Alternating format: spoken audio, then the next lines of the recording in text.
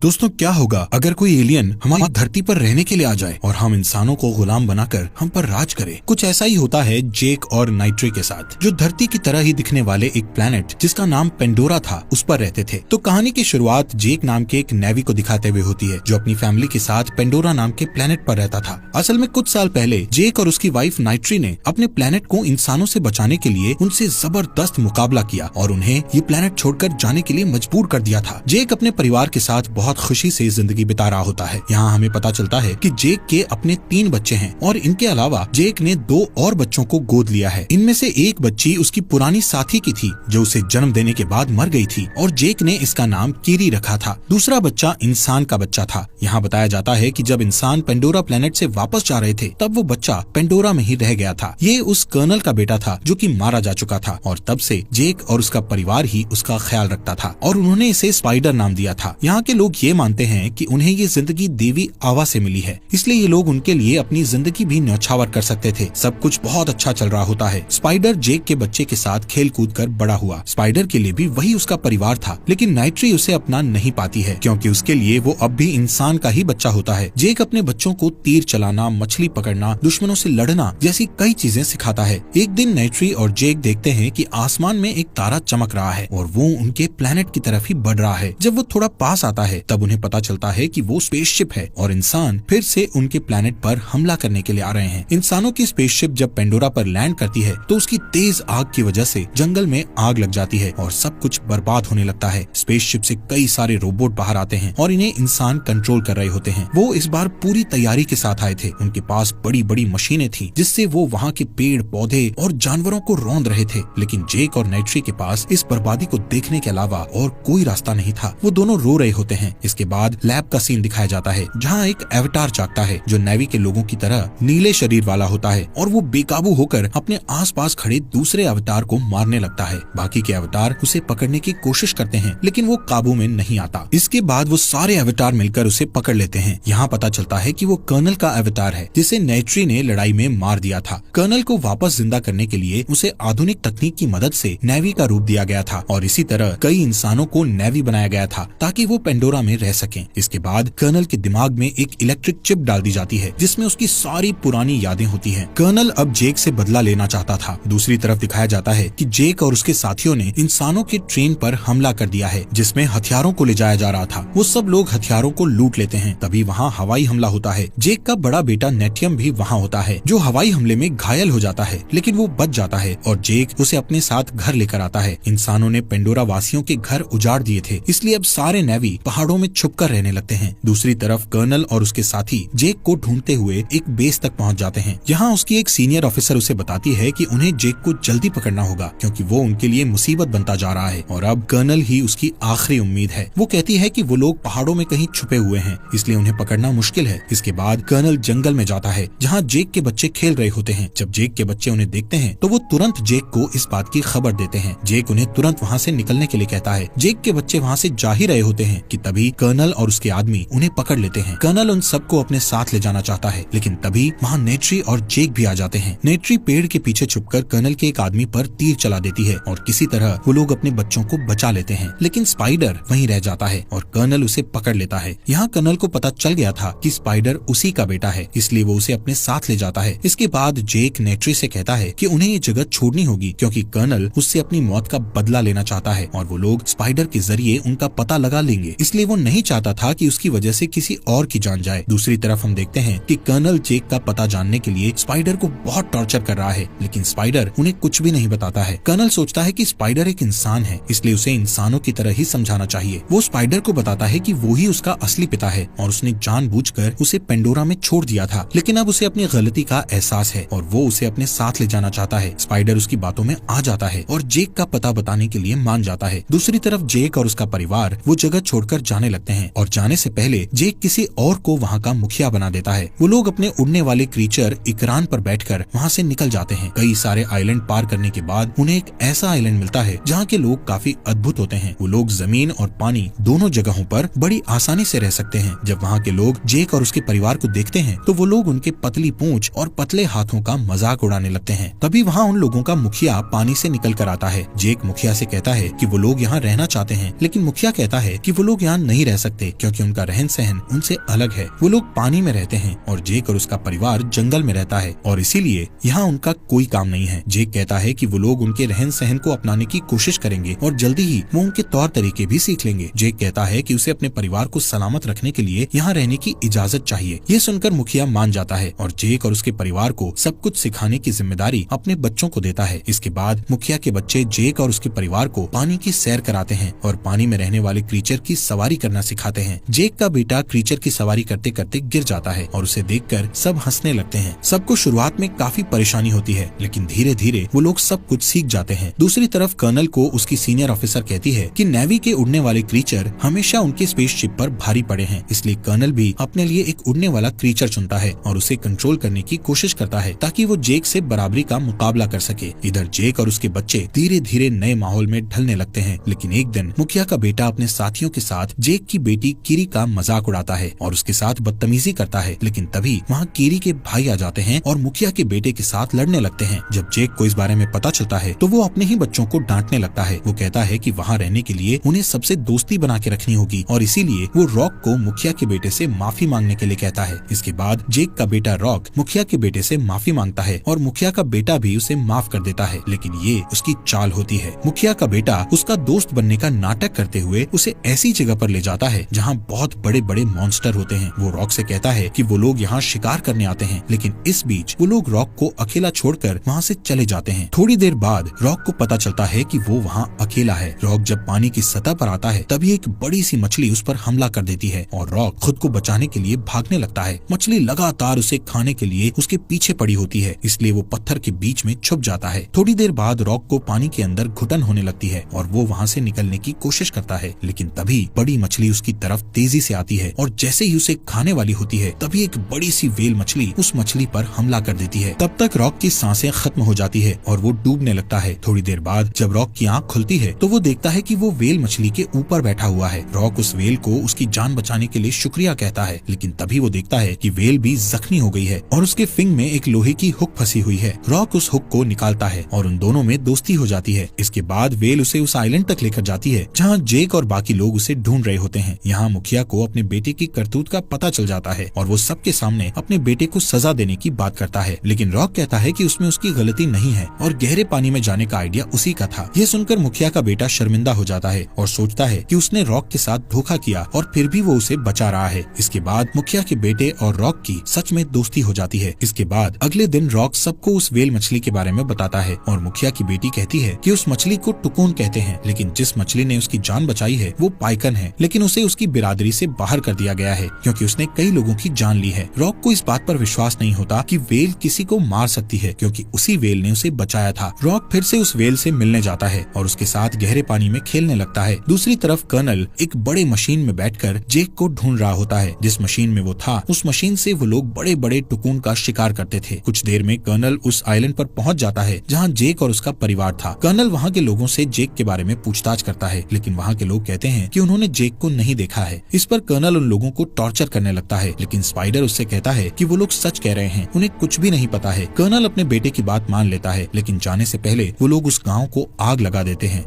जेक और उसका परिवार उसी आइलैंड के दूसरे हिस्से में छुपा हुआ था। मुखिया वहां जाता है और बताता है कि कर्नल उन्हें ढूंढते हुए वहां पहुंच चुका है। दूसरी तरफ कर्नल ये प्लान बनाता है कि वो लोग वहां के टुकून का शिकार करेंगे, इसलिए अब वो लोग मशीन के जरिए टुकून का शिकार करने के लिए आते हैं। दूसरी तरफ रॉक को पता चल जाता है कि पाइकन ने किसी की जान नहीं ली थी, बल्कि नेवी लोगों को मारने वाले कोई शिकारी थे और इसका इल्जाम पाइकन पर आ गया था, जिसकी वजह से उसे बिरादरी से बाहर करके अकेला छोड़ दिया गया था। दूसरी तरफ कर्नल और उसके साथी कई मशीन गन की मदद से एक बड़े से टुकून पर हमला कर देते हैं जो अपने बच्चे के साथ तैर रहा होता है। वो टुकून काफी चीख रहा होता है और आखिर में इंसान उसे मार देते हैं। इसके बाद वो लोग उसे अपने साथ लेकर आते हैं और उसके मुंह के अंदर जाते हैं। वो लोग उस टुकून के गले के ऊपरी हिस्से में छेद करते हैं जहाँ से एक पीले रंग का लिक्विड बाहर आता है। यहाँ पता चलता है कि उस पीले रंग के लिक्विड को पीने से इंसान की उम्र नहीं बढ़ती है और इसीलिए इसकी कीमत बाजारों में काफी ऊंची है, जिससे वो लोग बहुत पैसा कमा सकते हैं। जब आइलैंड के लोग उस टुकून की लाश को देखते हैं तब उन्हें बहुत दुख होता है और बहुत गुस्सा भी आता है। वो लोग जेक को इसका जिम्मेदार मानते हैं और कहते हैं कि उसकी वजह से इंसान इन जानवरों को मार रहे हैं। इसके बाद वो लोग कर्नल और उसके साथी से लड़ने का फैसला करते हैं, लेकिन जेक कहता है कि वो लोग उनके आधुनिक हथियारों के आगे नहीं टिक पाएंगे। कर्नल का प्लान अब बड़े बड़े टुकून मतलब पाइकन का शिकार करने का होता है, क्योंकि उसका शिकार करके वो लोग ज्यादा लिक्विड निकाल सकते हैं और ज्यादा पैसे भी कमा सकते हैं। टुकून के शिकार को देखते हुए रॉक को पाइकन की फिक्र होने लगती है, इसलिए वो उससे मिलने के लिए जाता है। रॉक के भाई बहन उसे रोकने के लिए उसके पीछे जाते हैं। जब वो लोग पाइकन के पास पहुँचते हैं तो देखते हैं कि पाइकन को एक तीर लग गई है, जिसकी वजह से वो वहाँ से हिल नहीं पा रहा है। वो सब लोग उस तीर को निकालने की कोशिश करते हैं और इसी बीच कर्नल और उसके साथी उनकी तरफ आ रहे होते हैं। रॉक जेक को इस बारे में बताता है और जेक अपने साथियों के साथ वहाँ जाने के लिए निकल जाता है। रॉक और उसके भाई बहन किसी तरह उस तीर को पाइकन के शरीर से बाहर निकालते हैं, लेकिन कर्नल के आदमी उनके पीछे पड़ जाते हैं। मुखिया की बेटी कर्नल के मशीन से मरने वाली होती है, लेकिन जेक का बेटा उसे बचा लेता है। कर्नल उन्हें एक बड़े जाल में फंसा लेता है और उन्हें अपनी शिप पर ले जाता है। तब तक जेक और उसके साथी भी वहाँ आ जाते हैं और देखते हैं कि कर्नल ने उसके बच्चों को बांध के रखा है। कर्नल जेक से कहता है कि अगर वो अपने बच्चों को जिंदा देखना चाहता है तो उसे अकेले ही वहाँ आना होगा। जेक उसकी बात मान लेता है और अकेले ही वहाँ जाने लगता है। इसी बीच पाइकन अचानक से पानी से निकलकर कर्नल की शिप में चढ़ जाती है और उसके आदमियों को मारने लगती है। इससे जेक और उसके साथी भी कर्नल पर हमला कर देते हैं। नेट्री भी वहाँ अपने उड़ने वाले क्रीचर इकरान में बैठकर आ जाती है और उन पर हमला करने लगती है। जेक किसी तरह अपने बच्चों को बचा लेता है, लेकिन जैसे ही वो लोग भागने वाले होते हैं, कर्नल जेक की बेटी कीरी और उसकी छोटी बहन को पकड़ लेता है। इस बीच जेक के बड़े बेटे को गोली लग जाती है और वो मर जाता है। नेट्री अपने बेटे की मौत से काफी टूट जाती है और चिल्ला चिल्ला कर रोने लगती है। इससे जेक और नेट्री को और भी गुस्सा आ जाता है और वो लोग कीरी और उसकी बहन को बचाने के लिए शिप पर आ जाते हैं। जेक वहाँ पर ब्लास्ट करता है और नेट्री इंसानों को बेरहमी से मारने लगती है, लेकिन तभी कर्नल कीरी को पकड़ लेता है और उसकी गर्दन पर चाकू रख देता है। लेकिन तभी नेट्री भी कर्नल के बेटे स्पाइडर को पकड़ लेती है और उसे मारने की धमकी देती है। इस वजह से कर्नल को कीरी को छोड़ना पड़ता है। इसके बाद जेक सबको वहाँ से जाने के लिए कहता है और खुद कर्नल से लड़ता है। दोनों के बीच काफी हाथापाई होती है। इस बीच शिप की हालत भी खराब हो जाती है और वो कभी भी पलट सकती है, इसलिए सब लोग वहाँ पर फंस जाते हैं। दूसरी तरफ जेक कर्नल की गर्दन को पकड़ लेता है, जिससे उसका दम घुटने लगता है और कर्नल वहीं डूब जाता है। इसके बाद जेक भी वहाँ से निकलने का रास्ता ढूंढने लगता है। नेट्री और उसकी बेटी शिप में फंसे होते हैं और तभी कीरी उनके पास आती है और उन्हें रास्ता दिखाती है। जेक भी रॉक के साथ बाहर आ जाता है। दूसरी तरफ स्पाइडर को कर्नल मिलता है और वो उसे पानी से बाहर ले आता है, क्योंकि जब नेट्री ने उसकी गर्दन पर चाकू रखा था तब कर्नल ने उसकी जान बचाई थी। लेकिन जब कर्नल स्पाइडर को अपने साथ चलने के लिए कहता है तो वो मना कर देता है और वापस जेक और उसके परिवार के पास चला जाता है, जिसे देखकर जेक बहुत खुश होता है। इसके बाद जेक अपने बड़े बेटे की बॉडी को उनकी देवी आवा के हवाले कर देता है और उस पल को याद करता है जब उसने पहली बार अपने बेटे को गोद में उठाया।